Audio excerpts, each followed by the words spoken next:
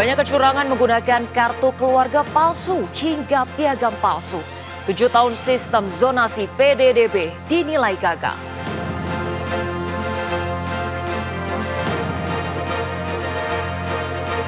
Seorang pensiunan guru TK di Kabupaten Muaro Jambi, Provinsi Jambi terharu lantaran tak perlu mengembalikan uang gaji 75 juta ke negara karena yang sebelumnya dinilai kelebihan bayar.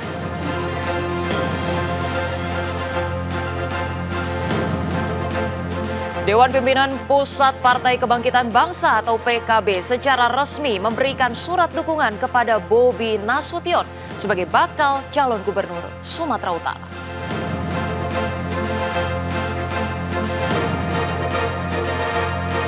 Dirjen Aplikasi Informatika Samuel Pangrapan mengundurkan diri dari jabatannya sebagai bentuk pertanggungjawabannya selaku pengelola teknis Pusat Data Nasional.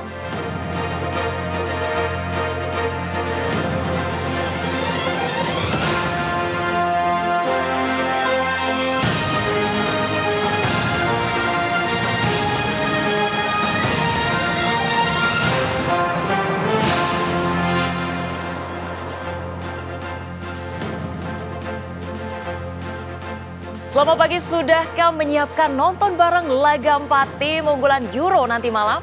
Pastikan menyaksikan serunya Timnas Raksasa Euro hanya di layar RCTI. Saya Rosalin Junlah, seputar ini pagi. Selengkapnya untuk Anda.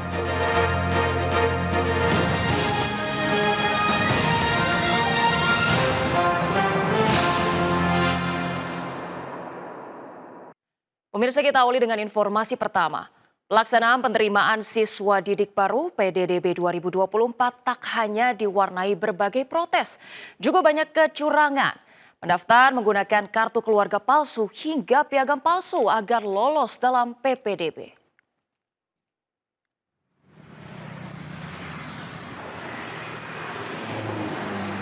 Dugaan pemalsuan kartu keluarga KK ditemukan dalam pelaksanaan PPDB di Kabupaten Pati, Jawa Tengah. Disdikbud Cabang Dinas Pendidikan Wilayah 3 Jawa Tengah mendapati 18 kartu keluarga calon siswa diduga palsu. 5 kartu keluarga palsu ditemukan di SMA Negeri 1 Pati dan 13 KK palsu di SMA Negeri 1 Juwana. KK palsu diketahui setelah diverifikasi ke Disduk Capil.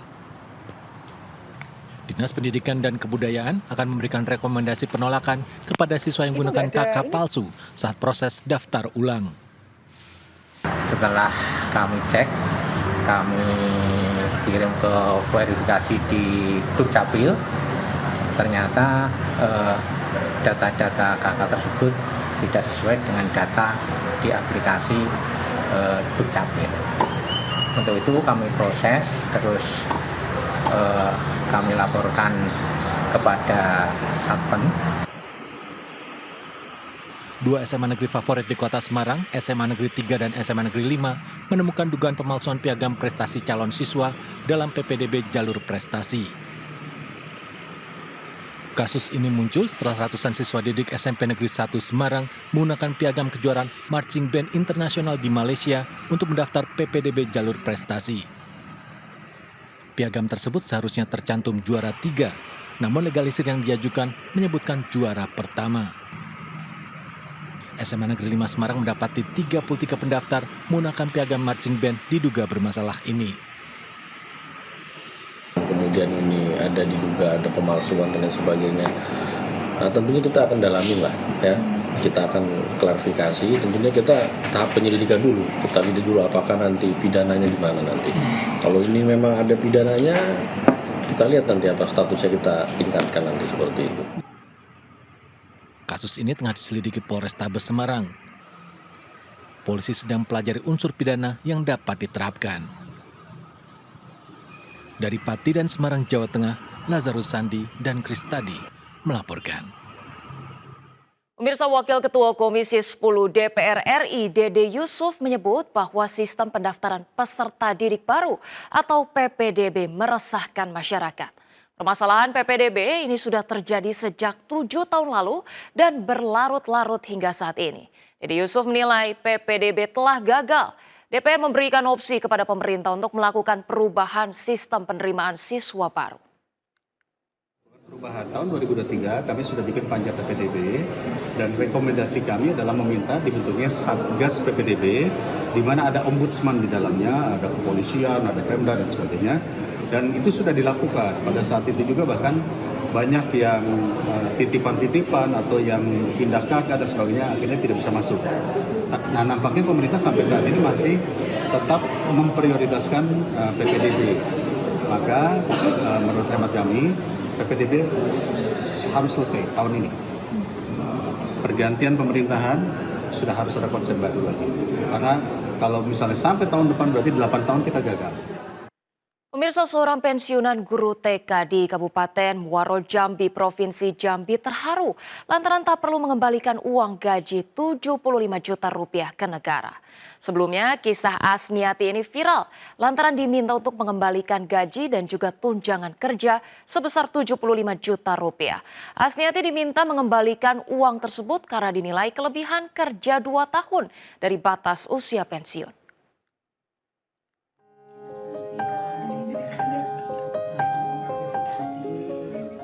Asniati, pensiunan guru TK di wilayah Kabupaten Muaro Jambi, Provinsi Jambi, bisa tersenyum lega. Asniati, 60 tahun, baru saja mendapat kabar dari Dinas Pendidikan Muaro Jambi bahwa setelah berkoordinasi dengan pihak terkait seperti Badan Kepegawaian Daerah dan Komisi 1 DPRD Muaro Jambi, Asniati masih tercatat sebagai guru fungsional dengan masa pensiun pada usia 60 tahun. Kepala Dinas Pendidikan dan Kebudayaan Muaro Jambi, Firdaus, langsung menghubungi Asniati lewat sambungan telepon bahwa Asniati tidak usah bersedih karena surat keterangan pencairan pensiun atau SKPP akan secepatnya turun dari Badan Pengelola Keuangan Daerah Kabupaten Muaro Jambi. Ya, saya sangat berterima kasih kepada Dinas Pendidikan Kabupaten Muaro Jambi, yaitu Bapak Firdaus dan Bapak DPRD, Bapak Sulaiman, yang telah membantu saya masalah ini sampai selesai. Alhamdulillah ada temuan bahwa memang saya pensiun umur 60. Sebelumnya, Asniati terkejut karena tiba-tiba dituntut kembalikan uang gaji dan tunjangan yang diterimanya sebesar 75 juta rupiah ke kas negara. Gaji mengajar selama 2 tahun itu harus dikembalikan karena ia ternyata telah dipensiunkan 2 tahun lalu tanpa sepengetahuannya.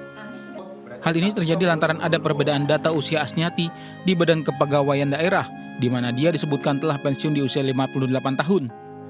Sementara di BPKAD, dia pensiun di usia 60 tahun. Asniati pun berharap hal seperti ini tidak terjadi lagi. Dari Kabupaten Muaro Jambi, Provinsi Jambi, Haisun Hafidz melaporkan. Pemirsa, Dirjen Aplikasi Informatika Samuel Pangrapan ini mengundurkan diri dari jabatannya sebagai bentuk pertanggungjawabannya selaku pengelola teknis Pusat Data Nasional.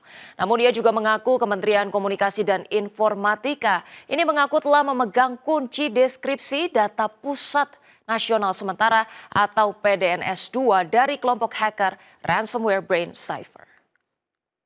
Tanggal 1 Juli kemarin saya sudah mengajukan pengunduran diri saya secara lisan dan suratnya sudah saya serahkan kemarin kepada Menteri Kominfo. Kejadian ini bagaimanapun juga secara teknis adalah tanggung jawab saya sebagai Dirjen Pengampu dalam proses transformasi pemerintahan secara teknis. Jadi saya mengambil tanggung jawab ini secara moral dan saya menyatakan harusnya selesai di saya karena ini adalah masalah yang harusnya saya tangani dengan baik. Itu alasan utamanya. Jadi ini dan sekarang ini tetap dilakukan pemulihan dan kemarin teman-teman juga ada adanya kuncinya sudah dia dicoba apakah bisa berhasil ada. Itu alasannya. Pemirsa, Komisioner Komisi Pemilihan Umum menunjuk Muhammad Afifuddin sebagai pelaksana tugas Ketua KPU RI. KPU memastikan tahapan pilkada akan berjalan sesuai rencana dan tidak terganggu kasus asusila yang menimpa mantan Ketua KPU Hashim Asyari.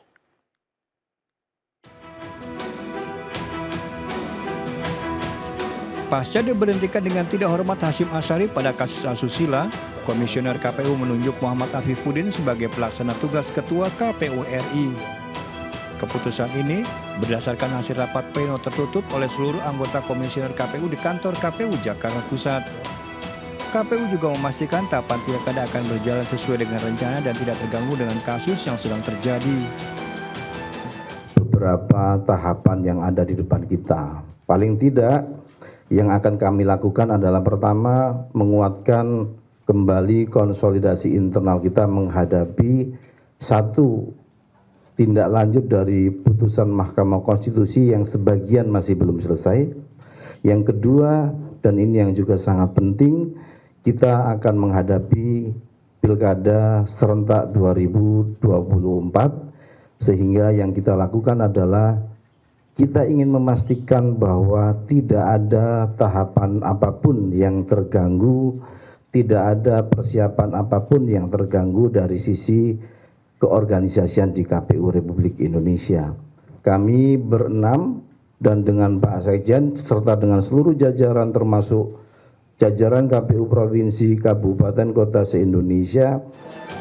Sementara itu, DPR menyayangkan kasus asusila yang menimpa mantan Ketua KPU Hasyim Asyari. Namun DPR menunggu surat keputusan dari Presiden hingga 7 hari mendatang. Kami menghormati keputusan DKPP dan nanti setelah 7 hari kemudian Presiden mengeluarkan kepres pemberhentiannya, ya DPR sesuai mekanismenya akan memproses mekanisme yang akan kami proses sesuai dengan mekanismenya.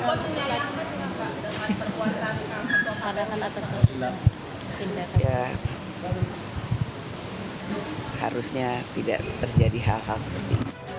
DKPP telah memutuskan memberhentikan dengan tidak hormat Hasyim Asyari pada kasus asusila terhadap seorang wanita yang merupakan petugas panitia pemilihan luar negeri di Belanda. Dari Jakarta, Tim Liputan melaporkan. Pemirsa, pengamat politik menilai Dewan Kehormatan Penyelenggara Pemilu atau DKPP terlambat menjatuhkan sanksi terhadap Ketua KPU Hasyim Asyari. DKPP dinilai seharusnya sudah mengambil keputusan saat sejumlah laporan ditujukan kepada KPU saat pemilu. Saya sih melihat putusan DKPP ini bukan sesuatu yang luar biasa ya. Putusan biasa saja karena memang tidak ada lagi jalan. Tidak ada lagi putusan yang atau sanksi yang mungkin diberikan yang kecuali pemberhentian itu. Keputusan yang justru sangat telat ya. Sangat telat ditetapkan oleh DKPP yang sejatinya sejak dari awal ya, ketika kasus pertama ini muncul terkait dengan dugaan adanya hubungan istimewa antara saudara Hasyim Asyari dengan salah satu ketua dari partai politik, calon peserta pemilu gitu ya. Nah itu sejak saat itu mestinya udah ada peringatan setidaknya ya dicopot dari ketua KPU gitu. Ini kenyataannya kan tidak. Dia tetap berlangsung gitu ya. Nah itu pertama. Nah yang kedua, kenapa saya bilang biasa saja? Ya karena memang pemilunya juga udah selesai gitu loh. Pemirsa, Dewan Pimpinan Pusat Partai Kebangkitan Bangsa atau PKB secara resmi memberikan surat dukungan kepada Bobi Nasution sebagai bakal calon gubernur Sumatera Utara. Partai pimpinan Muhaimin Iskandar tersebut berharap menantu Joko Widodo itu memilih pendamping wanita pada Pilkada serentak November mendatang. Assalamualaikum warahmatullahi wabarakatuh. Selamat siang untuk kita semua bangsa. DPP Partai Kebangkitan Bangsa secara resmi mengumumkan Bobi Nasution sebagai bakal calon gubernur Sumatera Utara untuk Pilkada 2024. Surat dukungan disampaikan langsung Jazilul Fawait selaku Wakil Ketua Umum Partai Kebangkitan Bangsa. Namun dalam surat dukungan tidak disertakan nama pendamping Bobi Nasution karena masih menunggu keputusan partai-partai pendukung lainnya. Artinya dalam SK itu memberikan keputusan dan menetapkan Mas Muhammad Bobi Afif Nasution sebagai calon gubernur Sumatera Utara. Tapi wakilnya belum. Dan juga nanti akan diputuskan bersama partai-partai koalisi yang akan mengusung Mas Bobi. Sebelum memberikan dukungan kepada Bobi Nasution, DPP PKB berharap Bobi Nasution berpasangan dengan wanita sesuai dengan visi Indonesia Emas 2045. Tadi memang dari beberapa memberikan masukan agar kalau bisa yang mendampingi menjadi calon wakil gubernur itu dari tokoh perempuan, karena isu ini juga menjadi isu sentral untuk membangun sumber daya manusia yang unggul untuk mencapai Indonesia Emas 2045. Tokoh perempuan, sektor perempuan ini juga dianggap sangat penting untuk bisa mensukseskan Indonesia Emas 2045. Sementara dari bursa pasangan bakal calon wali kota Medan, Partai Nasdem secara resmi berkoalisi dengan Partai Gerindra untuk mengusung pasangan Riko Waas, Wakil Ketua DPD Nasdem Sumatera Utara, dan Zakiuddin Harap selaku Wakil Ketua DPD Gerindra Sumatera Utara sebagai calon wali kota Medan dan calon wakil wali kota Medan. Dengan berkoalisi Nasdem dan Gerindra, pasangan calon ini sudah bisa mendaftarkan ke KPU karena sudah memenuhi syarat yakni 20% DPRD Kota Medan. Nasdem telah menetapkan Riko Waas sebagai calon wali kota Medan periode 2025-2030 dengan wakilnya Bang Zakiuddin Harap sebagai wakil wali kota periode 2025-2030. Meski cukup syarat untuk mendaftarkan ke KPU, namun kedua partai tidak menutup kemungkinan untuk bergabung dengan partai lainnya. Dari Medan dan Jakarta melaporkan. Pemirsa, Partai Perindo mendukung kadernya maju dalam Pilkada serentak 2024 mendatang. Para kader pimpinan Hari Tanu Sudibyo yang diberikan surat rekomendasi adalah bakal calon Bupati Labuhan Batu Selatan, Ferry Syahputra Simatupang, dan bakal calon Wakil Bupati Kabupaten Kutai Timur, Mah Yunadi. Dukungan juga diberikan kepada bakal calon Bupati Kabupaten Merauke, Hendrikus Mahuze, dan bakal calon Wali Kota Sorong, Petronella Kampuaya.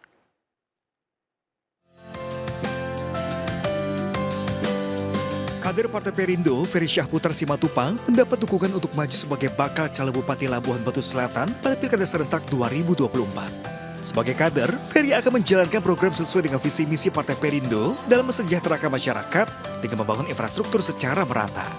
Partai Perindo juga mendukung kadernya Mah Yunadi sebagai bakal calon Wakil Bupati Kutai Timur yang berpasangan dengan petahana. Kami dari kader Perindo hari ini melihat pembangunan itu hanya setumpuk-setumpuk dan itu dilakukan di kota. Jadi hari ini kami ingin pembangunan itu merata sampai ke tingkat desa dan dusun. Apabila ada yang tidak mampu, kami akan bantu dari dana APBD. Tentunya sebagian kita melanjutkan program-program yang sudah ada, ya standar lah program-program kabupaten, yaitu mengetaskan peningkatan sumber daya manusia. Karena saya calon wakil, maka akan menyesuaikan dengan program-program beliau. Partai Perindo memastikan bakal calon kepala daerah dan wakil kepala daerah yang didukung memiliki pengalaman dan rekam jejak dalam bermasyarakat. Nah, bagaimana kita bisa memastikan bahwa kepala-kepala daerah ini bisa berkomitmen untuk terus menjunjung tinggi apa yang kita perjuangkan, yaitu kesejahteraan masyarakat dan persatuan Indonesia. Jadi kami memang sudah mencicil dan minggu depan atau 2 minggu dari sekarang akan ada gelombang-gelombang berikutnya. Untuk puluhan calon kepala daerah lainnya di seluruh Indonesia kita akan berikan rekomendasi. Ketua Umum Partai Perindo Hari Tanu Sudibyo meminta seluruh kader untuk memenangkan bakal calon yang didukung dalam Pilkada serentak 2024 mendatang. Setelah resmi mengantongi surat rekomendasi dukungan, calon Bupati Kabupaten Merauke Hendrikus Mahuze akan langsung tancap gas mensosialisasikan program unggulannya kepada masyarakat. Mensukseskan program swasembada tebu dan bioetanol menjadi salah satu cara bagi Hendrikus untuk mewujudkan visi misi Partai Perindo dalam mesejahterakan masyarakat. Terkait dengan percepatan swasembada tebu dan bioetanol di kabupaten, sehingga ya kami sebagai anak negeri sana jelas kami akan mengangkat harkat dan martabat masyarakat di sana, terutama bagaimana memperkuat dari sisi ekonomi. Komitmen mesejahterakan rakyat khususnya masyarakat Papua juga disampaikan calon wali kota Sorong, Petronella Kampuaya. Di dalam program-program yang sudah ditetapkan oleh wali kota, banyak yang belum terselesai. Dalam hal ini di bidang infrastruktur dasar, kemudian diantaranya adalah kesehatan, pendidikan, kemudian ekonomi rakyat, kemudian ada banyak hal yang saya harus laksanakan di daerah.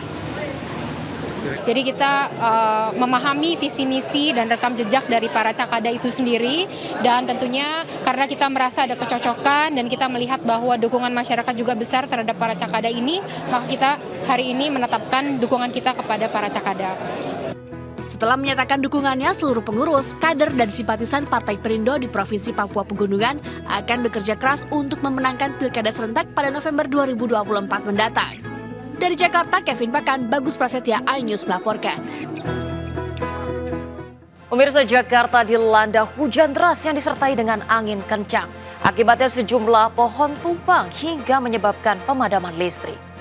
Selengkapnya akan kami hadirkan sesaat lagi, tetaplah bersama kami.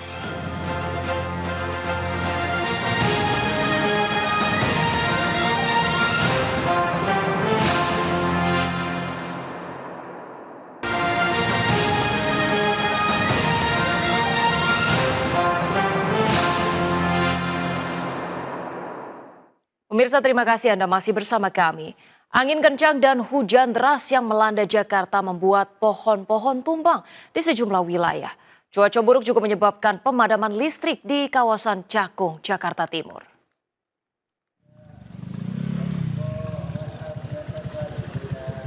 Hujan deras yang disertai dengan angin kencang membuat sebuah pohon besar setinggi 15 meter tumbang dan menimpa rumah hingga gudang di Jalan Komarudin, Cakung, Jakarta Timur.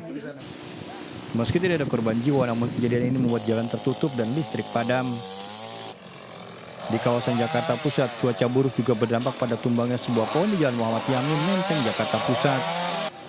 Selain menutup jalan, tumbangnya pohon setinggi 20 meter ini juga menimpa rangkaian kabel udara. Waktu jalan angin, hujan gede langsung kotak-kotak gitu. Langsung turun langsung putus tiba-tiba aja. Langsung roboh. Ya untung aja ada mobil yang sempat ngerem, kalau enggak ketiban. Alhamdulillah. Bapak tolong 87. Sebuah bajai yang sedang menunggu penumpang tiba-tiba terkena pohon tumbang di Jalan Jaya Grogol Petamburan, Jakarta Barat. Pohon tumbang juga mengakibatkan putusnya kabel listrik. Dari Jakarta melaporkan. Pemirsa, sebuah mobil jenis SUV terbakar di depan Masjid Cutmutia, Menteng, Jakarta Pusat. Kejadian ini diduga akibat hubungan arus pendek listrik pada bagian mesin.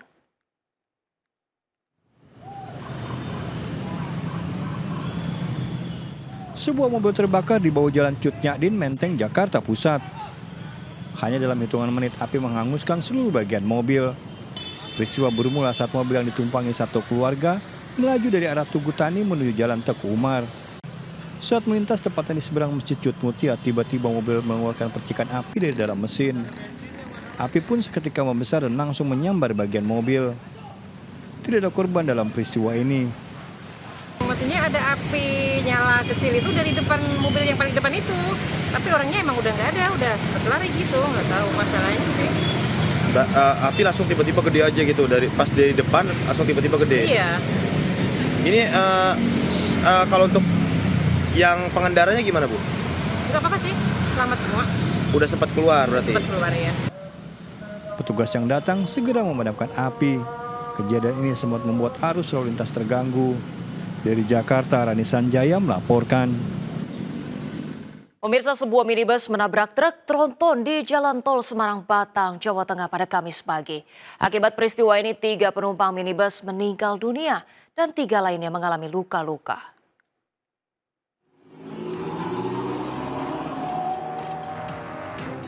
Sebuah minibus ringsek usai menabrak bagian belakang truk tronton di kilometer 362 Jalan Tol Semarang-Batang, Jawa Tengah. Saat kejadian, seluruh penumpang minibus asal Blora dalam perjalanan dari Jakarta menuju Semarang. Peristiwa kecelakaan ini mengakibatkan 3 penumpang meninggal dunia, sementara 3 lainnya luka-luka. Awalnya dari Banten mau pulang ke rumah ke Cepu, Blora. Dalam rangka liburan atau awalnya? Main ke kakaknya. Dia tugas di Jakarta?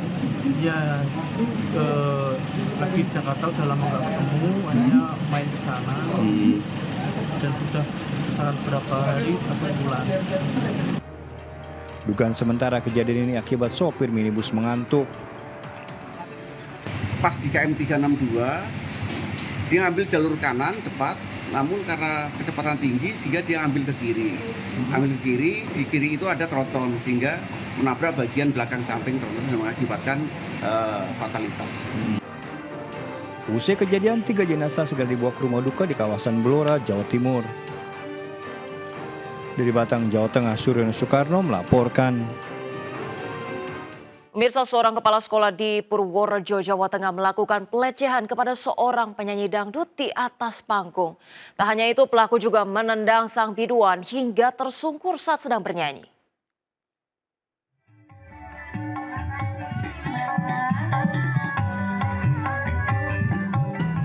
Seorang kepala sekolah SD di Purworejo, Jawa Tengah mencium seorang penyanyi dangdut di atas panggung. Merasa dilecehkan, korban pun melawan. Kepala sekolah yang emosi menyerang balik hingga menendang korban dan jatuh tersungkur.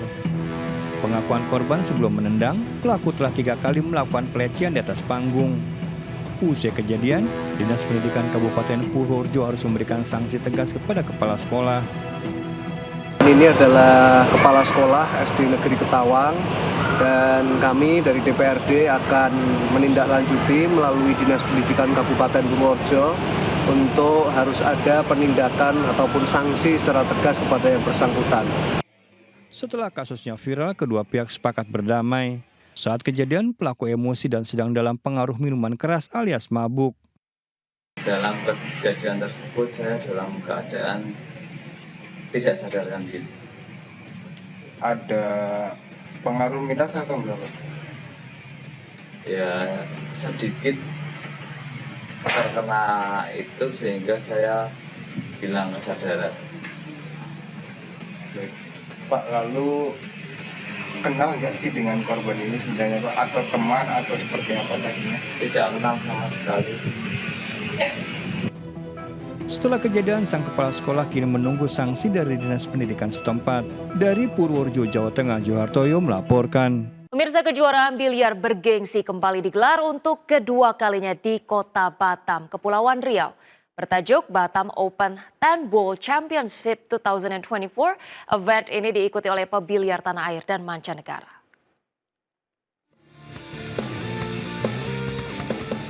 ...128 pebiliar memeriahkan event 10 Ball Championship 2024 yang digelar Pengcap Popsi Kota Batam di N Biliar Batam. Digelar pada 2 hingga 5 Juli 2024, kejuaraan untuk kedua kalinya diadakan di Kota Batam ini diikuti peserta dari dalam negeri serta luar negeri, seperti Malaysia, Singapura, Filipina, dan Brunei. Batam Open yang kedua, di mana yang pertama tahun sebelumnya dan berlanjut lagi di tahun ini dengan perbaikan dari jumlah hadiah dan peserta yang cukup antusias, terutama di dalam negeri karena dimanfaatkan untuk atlet-atlet provinsi dalam menghadapi tryout, dalam menghadapi persiapan PON yang akan datang. Good opportunity for all players like me to improve my skills. Like me, more practice, or play tournament. Until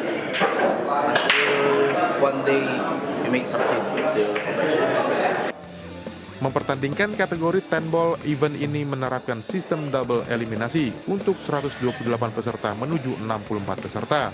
Dari Batam, Kepulauan Riau, Gusti Enosa, iNews melaporkan. Pemirsa, nikmati sensasi paha kambing ungkep panggang bakar dimasak menggunakan tungku kayu bakar dengan racikan bumbu perpaduan lokal dan Timur Tengah. Selengkapnya akan kami hadirkan sesaat lagi, tetaplah bersama kami.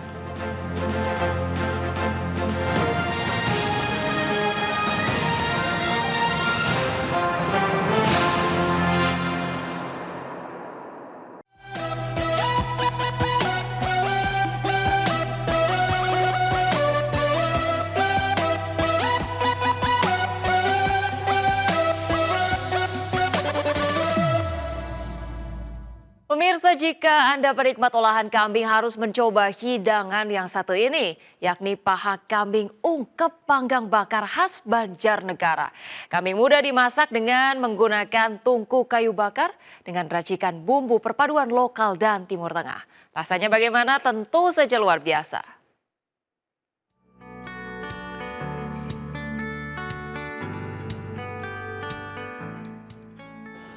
Bagi pecinta kuliner, hidangan olahan paha kambing muda adalah salah satu menu yang tidak boleh dilewatkan. Kambing muda memiliki tekstur daging yang empuk dan lezat. Salah satu olahan paha kambing muda dapat ditemui di Banjarnegara, Jawa Tengah.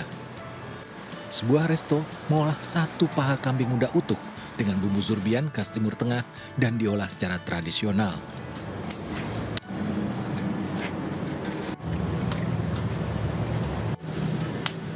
Paha kambing muda utuh diungkep dalam bumbu racikan khas Timur Tengah zurbian untuk menghasilkan rasa yang meresap hingga lapisan daging terdalam. Kemudian, paha kambing muda dibakar atau dipanggang sempurna hingga siap untuk disajikan. Menambah sensasi khas Timur Tengah, paha kambing muda ungkep panggang bakar disajikan bersama nasi biryani. Mantap juga, ini unik Mas. Rumah makan itu jarang-jarang ada yang paha utuh, paha kambing utuh. Ini rasanya empuk, terus bumbunya meresap, pokoknya gurih. Pokoknya pas banget ini, bikin ketagihan. Dengan resep bumbu zurbian dan penggunaan tungku kayu bakar tradisional, paha kambing muda yang disajikan dijanjikan empuk dan lezat. Baik bakar maupun panggang itu juga harus melalui diungkep dulu Mas. Jadi untuk meresapnya bumbu-bumbu itu dan juga jaminan bahwa paha kambing utuh ini super empuk dan cocok juga untuk para manula. Menu paha kambing muda dengan nasi biryani yang cukup untuk dinikmati 4 orang dihargai Rp250.000 saja. Cocok untuk dinikmati bersama keluarga sembari menikmati udara sejuk dan gemericik air Sungai Serayu. Dari Banjarnegara, Jawa Tengah, Nurdin Ozi, iNews melaporkan. Bagi pecinta kuliner pedas di Boyolali, Jawa Tengah ada nih warung makan legendaris yang menyajikan olahan rica-rica ayam pedas dengan beragam level kepedasan. Tidak heran hampir setiap hari warung tersebut diserbu pelanggan dari berbagai daerah yang sebagian besar merupakan anak muda.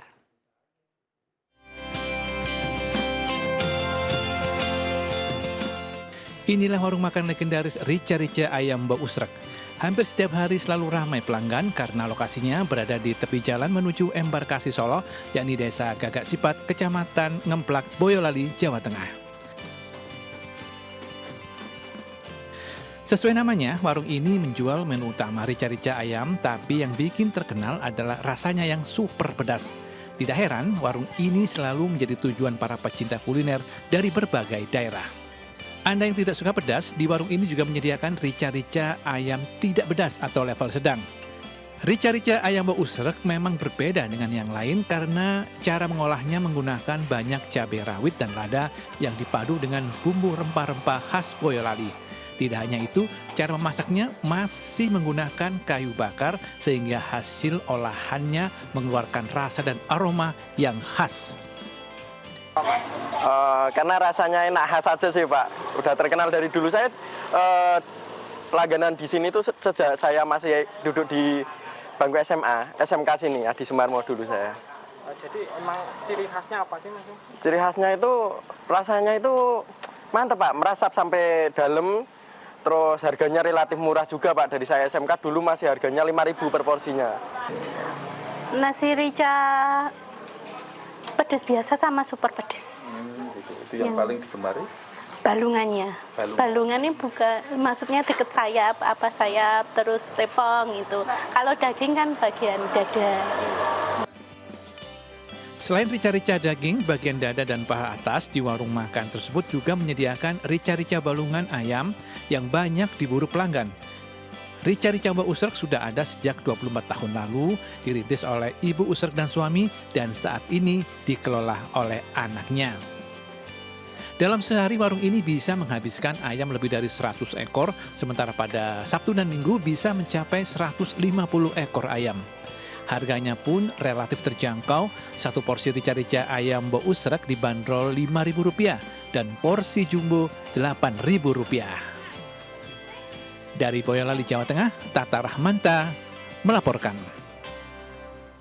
Pemirsa, merek popok bayi terpercaya lebih dari 20 tahun meluncurkan inovasi terbaru mereka dengan teknologi X-Zone yang bisa menyerap 5 kali lebih cepat. Acara ini juga mengajak orang tua untuk bermain dan belajar bersama buah hati tercinta di wahana bermain anak.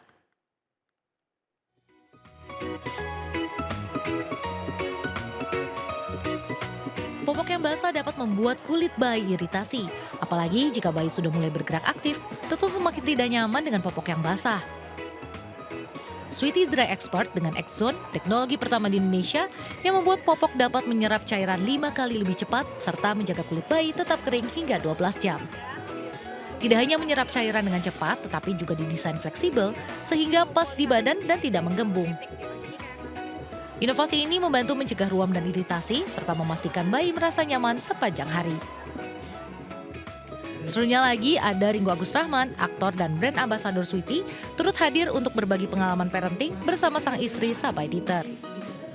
Sweety juga mendistribusikan 500.000 popok gratis melalui Alfamart untuk memastikan lebih banyak bayi yang merasakan manfaatnya.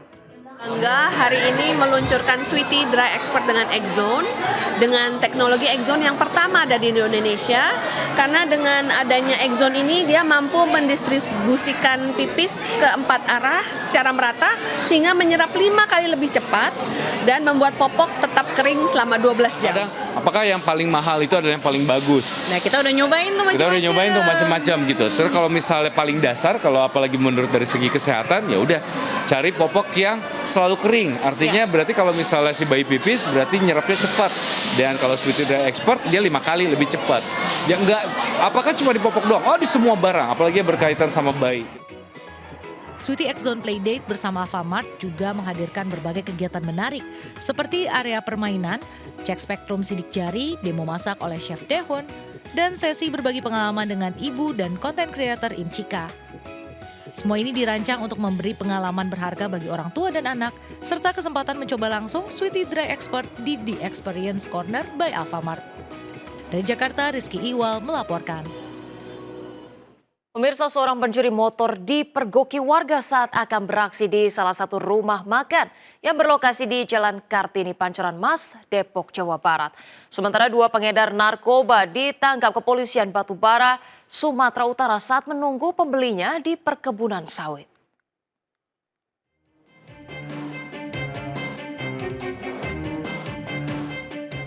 Meski telah berhasil membobol kunci kontak, namun 2 pencuri gagal membawa sepeda motor.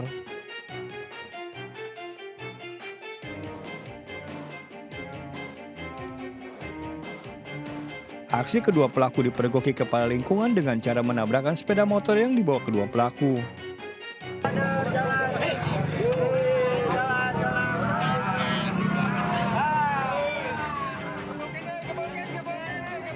Pelaku pencurian sepeda motor dipergoki warga saat akan melancarkan aksinya di salah satu rumah makan yang berlokasi di Jalan Kartini, Pancoran Mas, Depok, Jawa Barat. Pelaku pun langsung dikepung warga hingga akhirnya diringkus pihak kepolisian dari Polsek Pancoran Mas, Kota Depok.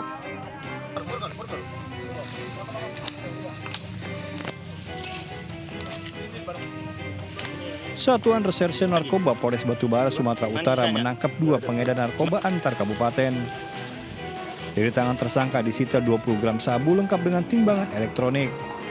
Kedua pelaku ditangkap saat menunggu pembelinya di sebuah lahan sawit. Dan pemirsa, kami akhiri jumpa kita pagi ini. Ikuti terus hasil dan berita terkini dari Piala Eropa 2024 hanya di RCTI. Dan sesaat lagi pemirsa, Jang Misti akan hadir menemani Anda dengan serangkaian informasi kriminal dalam program Sergap. Saya Rosalyn Chiu, terima kasih pemirsa, pamit undur diri. Selamat beraktivitas, tetap semangat dan sampai jumpa.